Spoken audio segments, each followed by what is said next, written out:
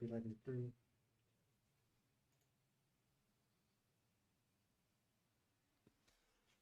Hello, I'm John Harris, and I'm here with Coach Hodge. bringing you another episode of the Oak Ridge Swim Team's talk show. Before we kick things off, there was a little bit of info that was omitted last time that Coach Hodge needs to go over.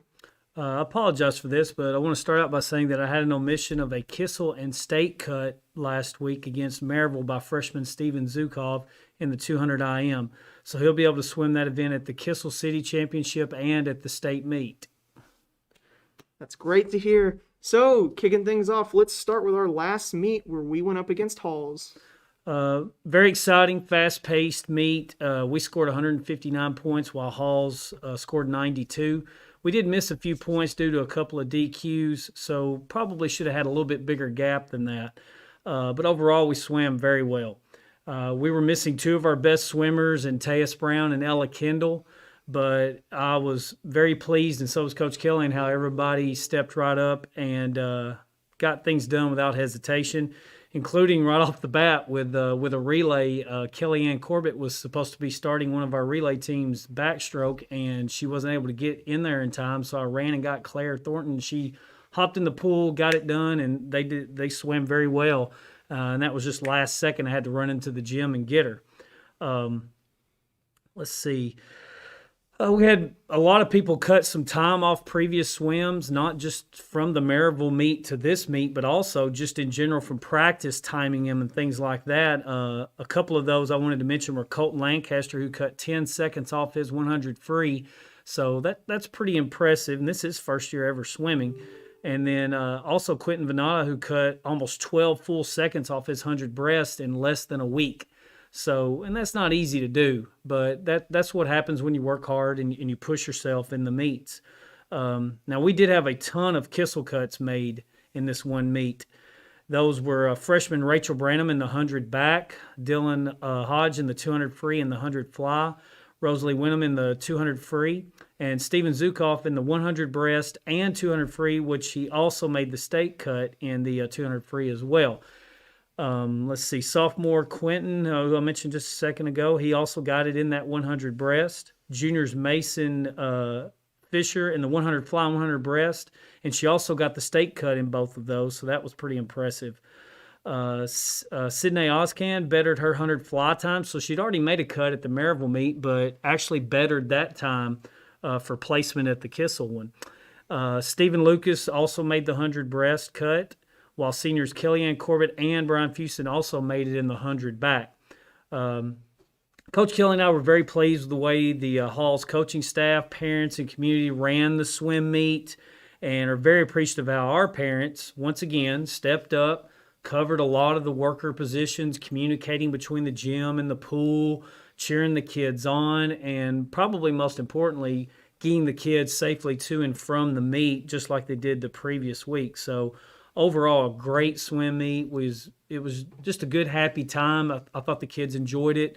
I could tell Coach Kelly was very happy with the results and how well we swam as well. Okay, before we move on to our next topic, I would like to thank an advertiser real quick. So first up tonight, I would love to thank Oak Ridge Nutrition, healthy food for a healthy body. Okay, so coming up, I mean, I'm a fan of all of our students, and I loved hearing about the seniors last time, but I mean, as a junior myself, I gotta say, it's gonna be really good to hear about some people that I might know a little more. So, to kick off this segment, can you tell us some about Charlie Burge? Overall, this is our second biggest class of swimmers behind the freshmen, and Charlie came to us kind of late. She was getting through some physical therapy and some things that had occurred to her earlier in the fall and winter, and has just jumped right in and pushed herself and worked really hard, and is always excited to come to swim practice and to see what she can do that day. And her times are only going to get better. I'm excited to see her times in the next couple of swim meets, just to see those jumps that she's going to make just due to practice. So we're excited for her. And the fact that all these kids we're about to talk about are juniors, that means we get to have them again next year, which is awesome because they're all really good swimmers and great kids.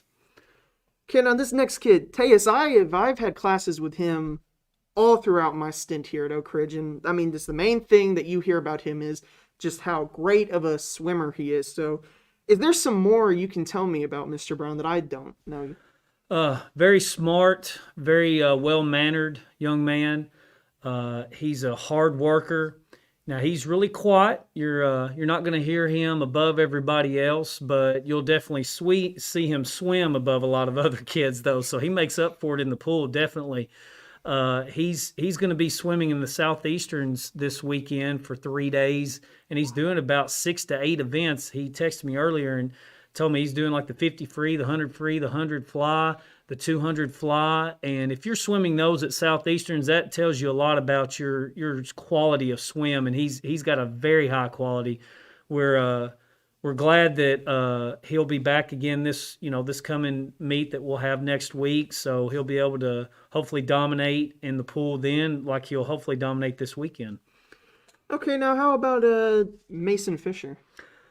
Mason is what to me when I see her, I just think, wow, she's just going to absolutely plow through any competition she has in front of her. She's going to eat the pool up. She's going to be that way with any competitive thing that she gets involved in. She also rows full time. She's on a rowing team here in Oak Ridge, and that's one of her biggest passions in life, and I think that's really what she wants to do when she goes to college.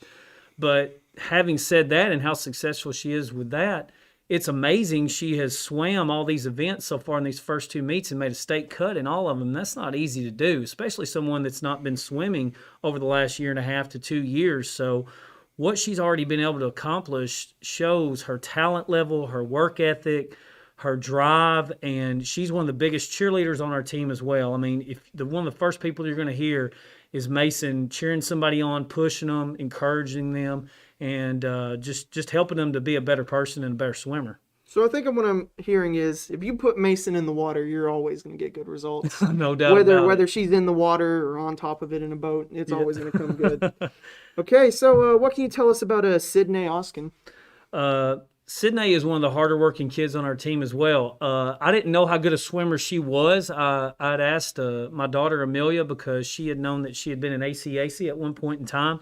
So I knew she had some swimming background, but I didn't realize how good of a swimmer she really is. And, when she gets in the pool at practice, you don't hear a word from her. It's just shoom, shoom, shoom, shoom, back and forth, working on drills, working her skills, working her technique, trying to push herself so she can get winded and make the swim meet easier on her.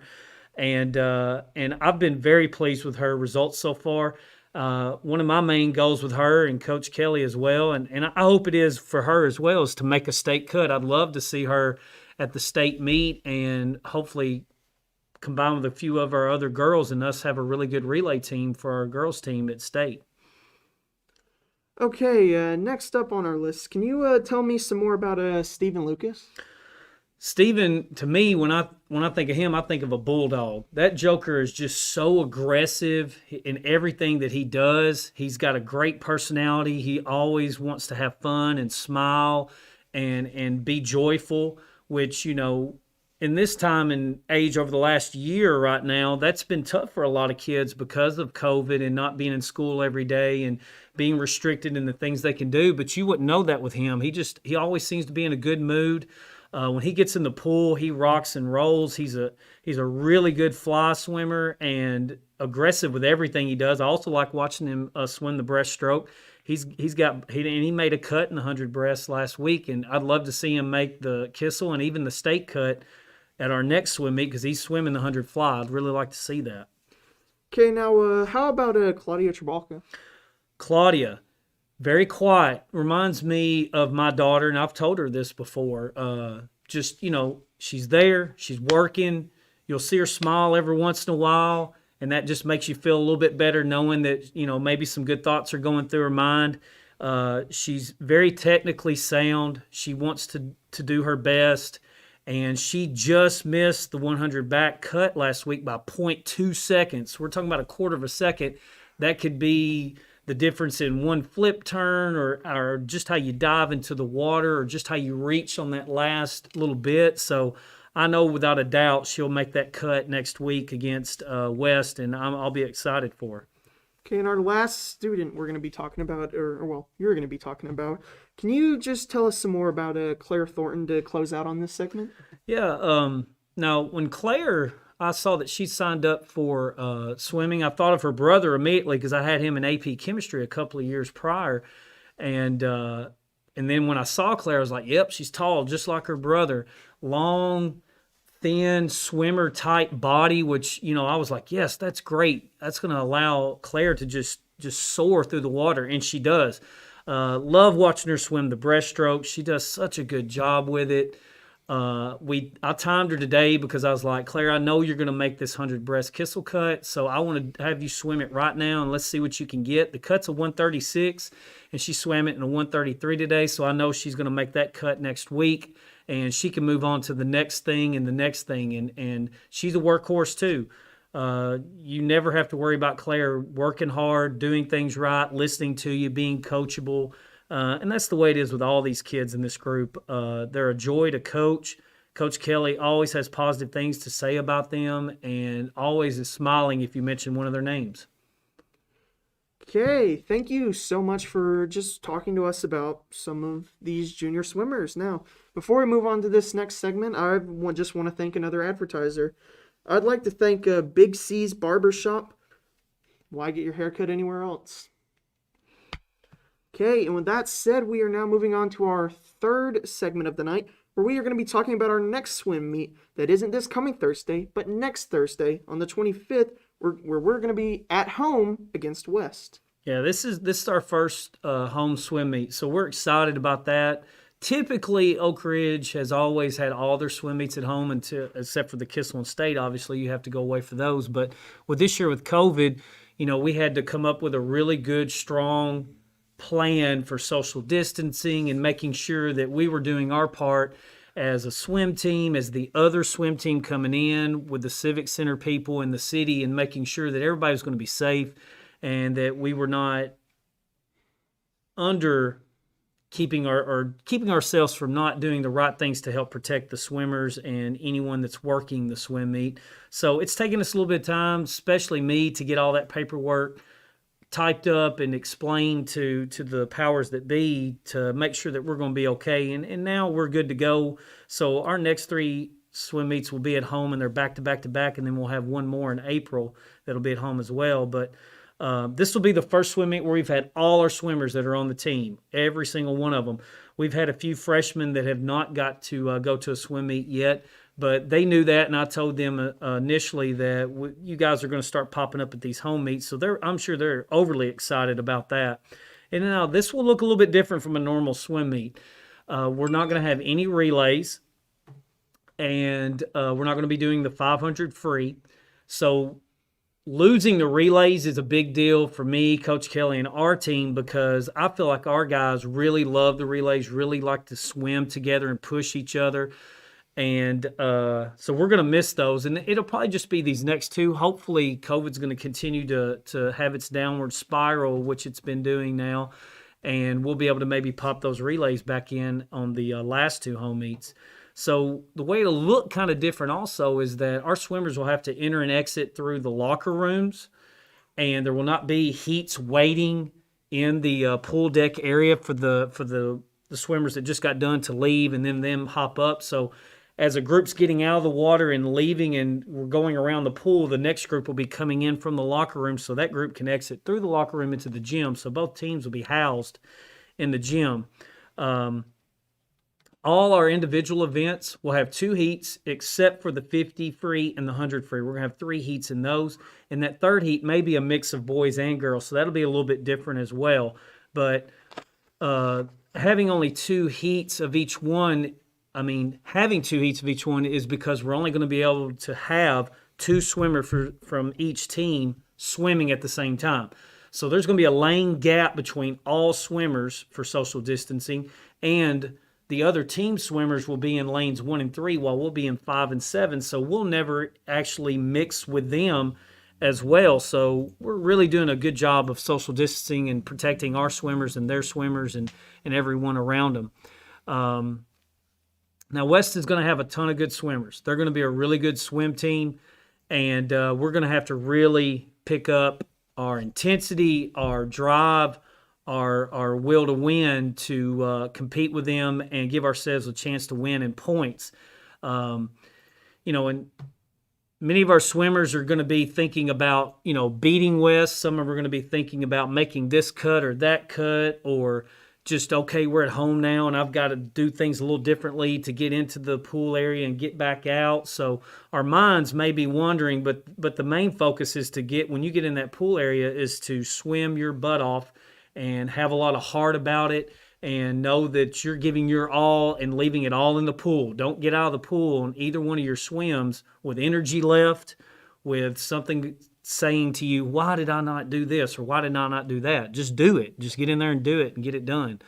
And that's a big goal for our swim team, myself and Coach Kelly, is we would love for all the kids that have swam in the first 2 meets to make a Kissel cut. And we're getting close. And my thought process on this whole thing is that that's going to happen at this next meet. We're going to be at that level.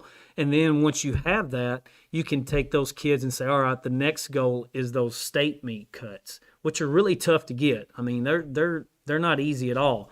But if you work, you do things right, and you give yourself a chance, then it's very possible. And just to talk about the Kissel City meet, I didn't have this written down to talk about in the state. They're still kind of trying to figure out when the Kissel City meet's going to be. They've picked a couple of dates, like the 3rd week of April and the last weekend in March, I think, are a couple of things they were thinking about. But it's looking like it's probably going to be the weekend before the state meet. Now, some coaches were complaining about that because they're like, well, that means I probably don't need to have my kids swim in Kissel, instead just swim in state, when in all actuality, my thought process is let's just let's swim both of them back to back, and let's just see what your kids have and go from there. So we're looking at the last couple of weekends in April being when both of those meets will be, and more than likely they're going to end up at Kingsport for us. If they're not at Kingsport, they'll probably be down in Baylor because UT has originally said they would open it up to us in mid-March. But they've kind of backtracked on that, which that's their campus and their facilities, and they just think that's what's best. So we're trying to adjust, and so is Kissel and the state in general, and trying to get that done. Okay, this sounds like it's going to be a really interesting meet. We're excited. They're good. West is going to be one of the better teams we swim against. Yep. Okay, before we move on to our final segment of the night, just once again going to do another ad read. I'd like to thank Grove Market, your convenience store. Thank you so much for advertising this. And now it's time to move on to our final segment where you guys can just comment or ask questions. I have not received any comments, neither via text or GroupMe, and last week we didn't have any calls. So since I haven't received anything, we'll give it about a minute. And if nobody has anything they want to ask or say, then we can close out this session without hesitation there. So within the next minute, just want to personally thank Coach Kelly for all the hard work she's putting in. My wife for, dealing with the fact that I'm not home very much. And when I am home, it's like to eat, watch a show, go to bed, get up the next morning and start the process all over. And my wife works a lot of hours too. She works at the hospital in Fort Sanders in Knoxville. So she's, working a lot of hours too because they need her in the lab and they do COVID testing and there's a lot of sick people out there. So she's a pretty important person. So we don't get to see each other quite as much as we'd like to, but I think she understands that when someone has a passion, then you let them go with that passion and enjoy it. So I appreciate her for that. And I also appreciate the parents a ton for all the work they're putting in, all the effort they're putting in, how much they're supporting our team and coaching staff and obviously their kids and other kids. They're not just supportive of their own swimmer. It's obvious that they want all the swimmers to do well, and that's impressive. It says, I do have a couple. Why did we have to cut the relays? The the city and the Civic Center was pretty concerned about, with the relays, the kids being so close together and having that many kids on the pool deck at one time. And right now they're under a regulation of only allowing so many people on the pool deck at one time. So when they counted all that up, they said that's just too many right now. But they said that we're going to meet the Monday after this meet. So I think that's March 1st. We're going to meet again and take a look at numbers and how the meet went. And it's very possible that maybe after the next meet we can add the relays back in. And they said that is a possibility. They're not closing their doors to anything that we might need to change to make it better, safer, whatever it is we may be. So I'm really hopeful that we will get those relays in the last two home meets, which would be against Knox Catholic and Hardin Valley. I had another comment that was, when we go back full time, what do the swimmers do about lunch?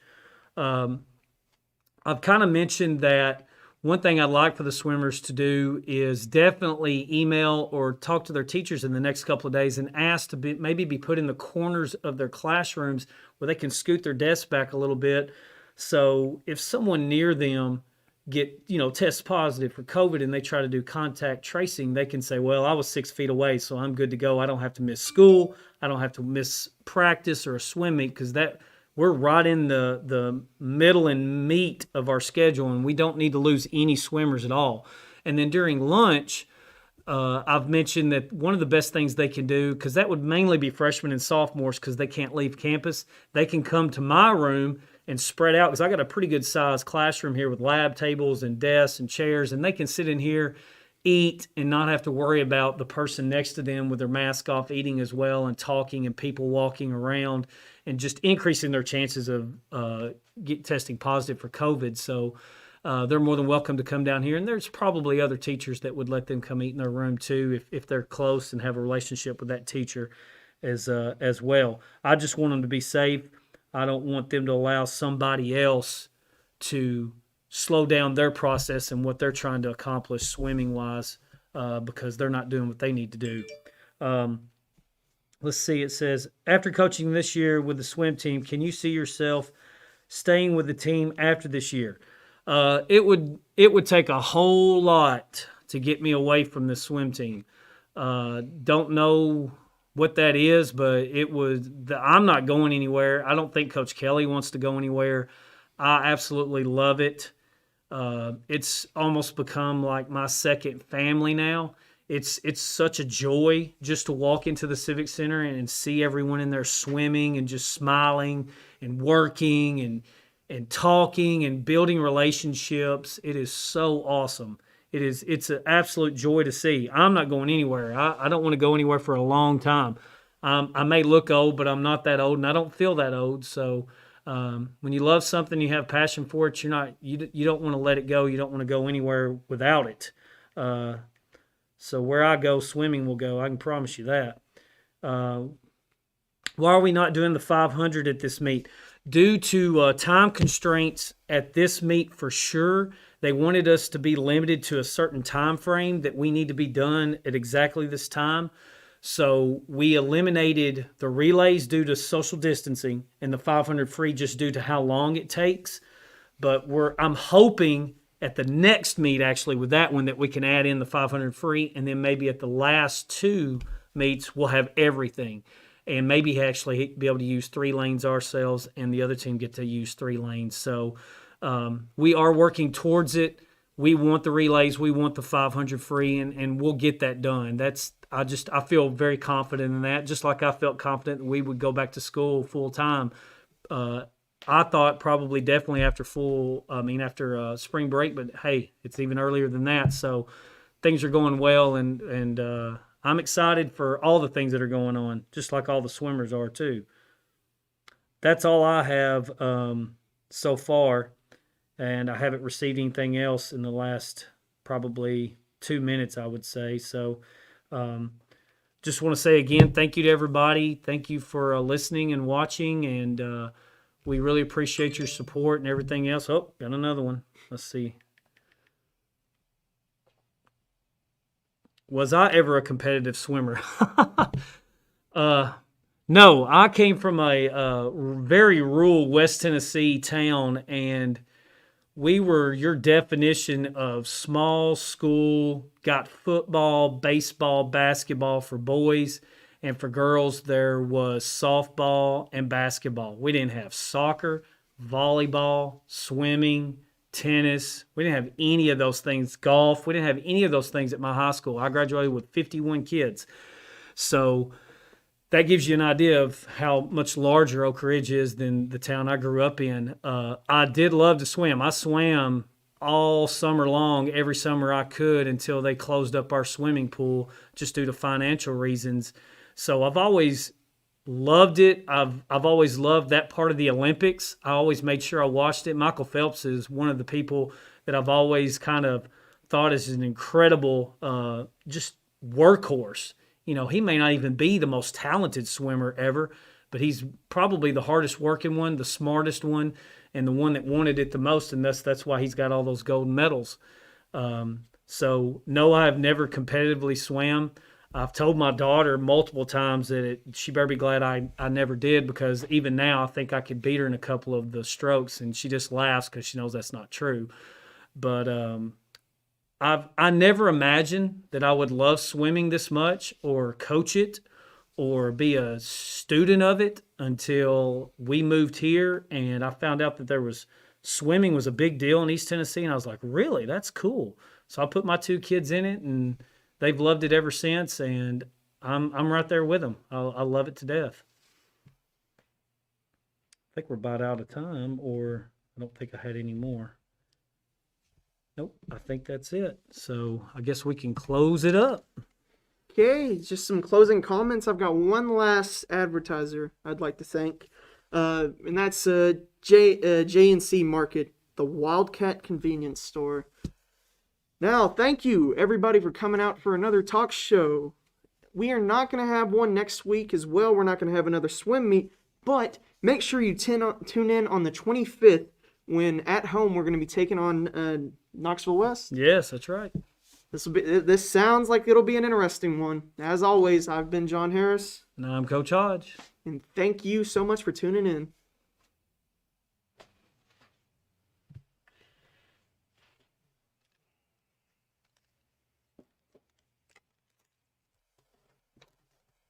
I've got it right here.